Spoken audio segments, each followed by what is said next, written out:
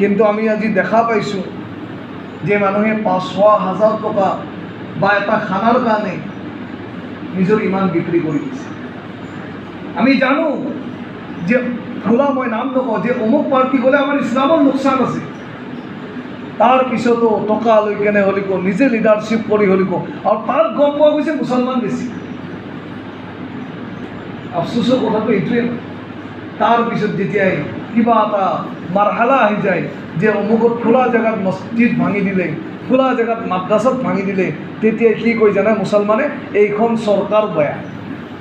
না না ভাই, এইখন চৰকাৰ বেয়া নহয়, আমি বেয়া।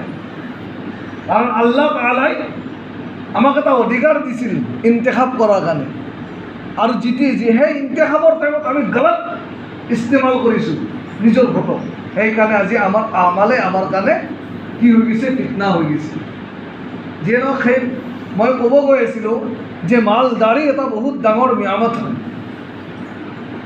যি নেকি কোৰাণতো কোৱা হৈছে যে হালাল মাল ইনকাম কৰি যোনে খায়, বা ৰাতিপুৱাই ফজৰৰ নামাজ পঢ়ি যিয়ে নেকি হালাল মালৰ কামাই তালাশ কৰে, অৰ্থাৎ হালাল ইনকাম কৰাৰ কাৰণে ঘৰৰ পৰা ওলাই যায়, কৈছে সি আল্লাহৰ ৰাস্তাত থাকে।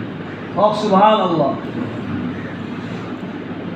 কাৰণ সি নিজৰ পৰিবাৰক, নিজৰ ফেমিলিক, নিজৰ ল'ৰা ছোৱালীক কি কৰিছে, হালাল মাল খোৱাৰ কাৰণে যত্ন লৈ আছে।